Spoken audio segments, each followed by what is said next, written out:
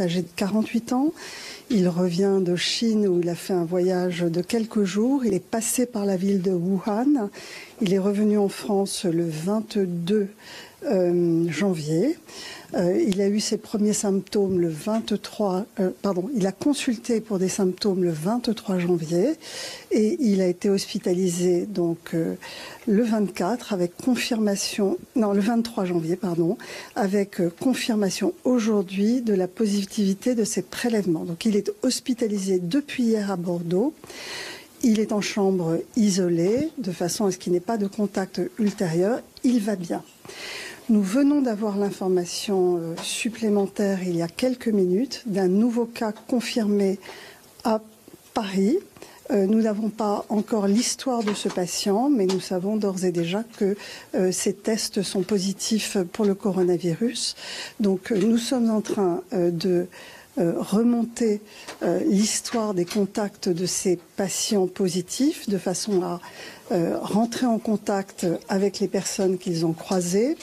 Concernant le patient de Bordeaux, nous savons que depuis qu'il est sur le territoire français, il a été en contact avec une dizaine de personnes. Nous allons donc les contacter pour leur donner les consignes. Quelles sont ces consignes ? Alors, les consignes, c'est évidemment de prendre sa température plusieurs fois par jour, de contacter le centre 15 en cas de symptômes et de rester chez soi pour l'instant pour éviter tout contact ultérieur qui favoriserait la propagation du virus. Donc, ce sont les consignes que nous donnerons aux cas qui ont été directement en contact avec le patient actuellement positif. Le deuxième cas confirmé à Paris, il est hospitalisé à quel endroit ? Alors, il est hospitalisé à l'hôpital Bichat. Il est aussi en isolement et nous n'avons pas encore son historique puisque le prélèvement est revenu positif il y a quelques minutes. Celui de Bordeaux, il est à Pellegrin ou à Saint-André ? Je ne sais pas vous répondre. Quel âge a le deuxième ? Je n'ai aucune information sur le deuxième cas. Je sais simplement par le Centre national de référence que le deuxième cas donc est positif. Je n'ai aucune information sur ce patient. Il faut que je recontacte maintenant les médecins de Bichat pour en savoir plus. Mais je tenais à vous donner cette information. Ce que je veux dire aujourd'hui, c'est que le ministère communiquera tous les jours, nous ferons un point tous les jours d'information de façon à ce qu'il n'y ait pas de fausses informations qui circulent sur les réseaux sociaux. Nous communiquerons en toute transparence de façon à ce que chacun soit bien informé des consignes à suivre. Et je rappelle que pour les voyageurs qui rentrent de Chine, il est important de se surveiller et au moindre signe respiratoire ou si on a de la fièvre, il ne faut pas aller aux urgences, il ne faut pas appeler un médecin, il faut appeler le centre 15 qui vient chercher les gens à domicile, les emmène en hospitalisation, ce qui nous permet de mettre les gens à l'isolement, de faire les tests. Si les tests sont positifs, ils sont gardés sous surveillance en chambre isolée à l'hôpital. Si les tests sont négatifs ou montrent qu'il s'agit d'une grippe, la personne ressort. Pour le moment, vous n'avez aucun contrôle au niveau des aéroports et tout ça, puisqu'on parle de vol direct, mais pas sans transfert. Alors, en réalité, on peut revenir de Chine par de multiples voies. Il y a une 60aine de vols directs. Les patients sont informés à leur arrivée à Paris de la conduite à tenir en cas de température. Mais nous ne pouvons pas, évidemment, contrôler les personnes qui atterrissent à Bruxelles et qui rentrent sur le territoire par le train ou la voiture. Il y a aussi énormément de gens qui font de multiples escales pour rentrer en France. Donc, on voit bien aujourd'hui la difficulté dans un monde comme le nôtre de fermer les frontières. Ça n'est en réalité pas possible. Justement, un monde avec le nôtre qui est interconnecté. Comment peut-on, en tant qu'État français, penser à une épidémie et comment protéger sa population ? Donc, il faut traiter une épidémie comme on traite un incendie, c'est-à-dire très vite repérer la source. Donc, nous avons aujourd'hui les premiers cas européens.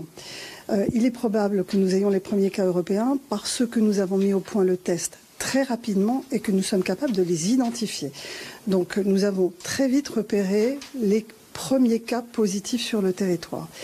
Ce qui compte, c'est de circonscrire l'incendie le plus vite possible. D'où la nécessité de remonter l'histoire du patient, de trouver les personnes avec qui le patient a été en contact, d'aller les voir, de leur parler et de leur donner les consignes, notamment de rester chez eux et d'éviter tout contact. Et ça permet en fait de circonscrire, comme on circonscrit un incendie, et d'éviter que l'épidémie se propage. Donc faut-il une quarantaine pour les proches ? C'est pas une quarantaine, en ce sens que ça n'est pas 40 jours d'isolement, mais nous recommandons à ces personnes d'éviter des contacts avec un nombre maximal de gens, donc d'éviter d'être en contact avec le public. Nous leur demandons de rester chez elles et de prendre des précautions, notamment en prenant leur température 2 fois par jour et en appelant le centre 15 au moindre symptôme. Pensez-vous que prendre la température suffit à endiguer l'épidémie, notamment en France ? Aujourd'hui, il faut repérer les cas malades ou contagieux. Donc ça passe évidemment par la prise de la température, mais pour éviter d'attendre le moment où la personne est malade, nous préférons que les cas qui ont été en contact avec une personne malade et qui seraient susceptibles de développer la maladie dans les 8 jours, restent chez eux et évitent tout contact avec le public. Concernant le deuxième cas, vous savez si la personne s'est rendue en Chine ? Non, nous n'avons pas... la personne s'est rendue en Chine, mais par contre, je ne sais pas si elle était à Wuhan. A-t-on une idée de comment, aujourd'hui, en France, peut se transmettre le virus ? Avez-vous conscience de ça ? Êtes-vous sûr, à propos de vous, de savoir au niveau de la contagion, comment est-ce que vous êtes capable de gérer la contagion du virus ? Est-ce qu'il faut s'inquiéter ? Oui, faut-il s'inquiéter ?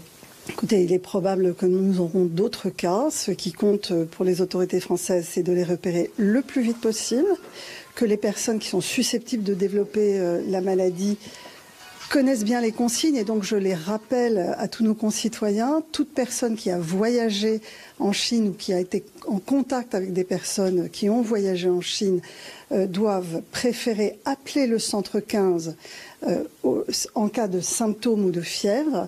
Cela peut être la grippe. Nous savons que le virus de la grippe circule en ce moment, mais par précaution, ces personnes seront hospitalisées et elles seront relâchées, si je puis dire, lorsque les tests auront été faits et montreront la négativité du coronavirus. Donc c'est le meilleur moyen de circonscrire l'épidémie aujourd'hui, c'est que les personnes écoutent bien les consignes lorsqu'elles ont voyagé en Chine et qu'elles ne se rendent pas aux urgences et qu'elles n'aillent pas chez un médecin généraliste, qu'elles évitent tout contact avec le public et qu'elles appellent en cas de symptômes ou de fièvre le centre 15 pour que le SAMU vienne les chercher. Le SAMU risque d'être un peu surchargé. Est-ce qu'on prévoit des renforts du coup ? Écoutez, nous allons tout organiser. Pour l'instant, nous avons 2 cas. Donc nous allons tout organiser évidemment pour que les choses soient parfaitement maîtrisées. Êtes-vous inquiet ? Est-ce que vous êtes inquiet aujourd'hui ? Je suis extrêmement attentive. C'est la raison pour laquelle je gère cette crise, entre guillemets, sanitaire mondiale personnellement. C'est aussi la raison pour laquelle je souhaite rendre compte tous les jours aux Français, parce qu'il faut une attention particulière pour éviter la propagation de ce virus. Nous allons mettre tout en œuvre aujourd'hui pour circonscrire cette épidémie, sachant qu'il est possible, voire probable, qu'il y ait d'autres cas, notamment en Europe, parce que ça n'est pas parce qu'il n'y a pas d'autres cas repérés aujourd'hui qu'il n'y a pas d'autres cas qui circulent. Est-ce que ces 2 cas justifient des nouvelles mesures, des mesures supplémentaires ? Non, les mesures supplémentaires sont pour les cas contacts. Aujourd'hui, nous allons donc repérer les personnes qui ont été en contact avec ces personnes malades au moment des symptômes et nous allons leur demander de prendre des précautions particulières en restant chez elles. Est-ce que le patient de Bordeaux a un lien avec le jumelage entre la ville de Bordeaux et Wuhan ? Non, je ne pense pas. Je crois qu'il est d'origine chinoise et qu'il a voyagé pour des raisons professionnelles en Chine au mois de janvier, avec un passage à Wuhan. Et donc il est revenu, il est bordelais, il habite Bordeaux. Il est français. Il est français. Est-ce que le personnel de SOS Médecins a été mis en quarantaine ? Non, le personnel de SOS Médecins a pris des précautions en allant voir le malade. Ils savaient qu'il revenait d'un voyage en Chine et ils ont mis eux-mêmes des masques et des protections. Donc ils se sont protégés en allant voir le patient. Comment se matérialise l'isolement de ce patient à l'hôpital ? Donc il est en chambre seul, ce qu'on appelle des chambres à pression négative, et il n'est pas en contact direct avec le personnel soignant qui met un masque, des gants, une surblouse pour aller le voir. Ce sont des mesures d'isolement très habituelles dans les maladies virales ou bactériennes. Est-ce qu'il y a un protocole à l'aéroport de Bordeaux? Non, les aéroports français aujourd'hui ont des affiches et des informations passées à tous les voyageurs pour la conduite à tenir en cas de retour ou de séjour en Chine.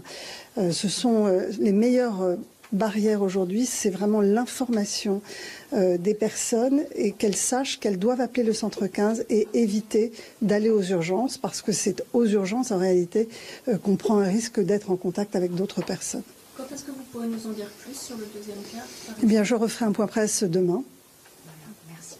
Aujourd'hui, vous vous dites extrêmement inquiète, mais jusqu'à hier, il y avait des vols directs qui étaient Charles de Gaulle et les passagers à l'arrivée n'étaient pas contrôlés sur la température. Comment vous l'expliquez? Oui, parce que les mesures de contrôle de la température sont une fausse sécurité. En fait, tous les experts internationaux, et notamment un groupe d'experts européens, a bien expliqué que le contrôle de la température en réalité, ne repère pas les cas.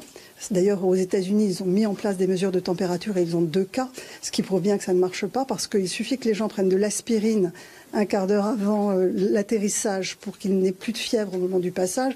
Et souvent, les malades ou les cas arrivent sans avoir de température et ils sont contagieux 2, 3 ou 8 jours après sur le territoire. Donc, ce qui est le plus important, c'est l'information de la conduite à tenir. Si on est malade et qu'on revient de Chine, le portique de sécurité ne détecte que la température à un moment très précis et en réalité, il est beaucoup plus important d'informer les gens. Donc, tous les aéroports ont ces consignes d'information et c'est aujourd'hui la barrière la plus efficace. Et je veux rajouter que le vol qui est revenu de Wuhan hier a été accueilli par des équipes sanitaires avec des médecins qui ont interrogé les passagers et qui ont pu répondre à leurs questions, voire prendre leur température. Voilà pour l'intégralité de cette conférence de presse improvisée par la ministre de la Santé et des